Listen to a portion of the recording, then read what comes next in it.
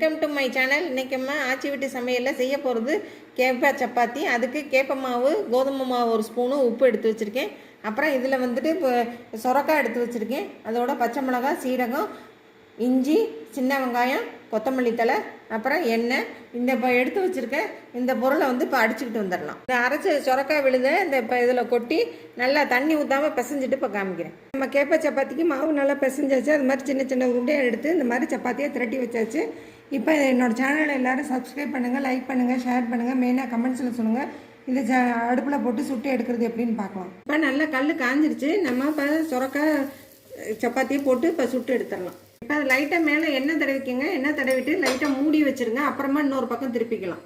இப்போ இது வெள்ளையாக பூத்து போயிடும், அதனால் மூடி வைக்க சொன்னேன். இப்போ இந்த பக்கமும் திருப்பி விட்டு வெந்ததுக்கப்புறம் எடுத்து காமிக்கிறேன். நம்மளோட கேப்பை சப்பாத்தி சூப்பராக ரெடி ஆகிடுச்சு. இதுக்கு தொட்டுக்க கல்ல வெட்டு கத்திரிக்காய் வச்சுருக்கேன். இது செட்டிநாடு ஸ்பெஷல்.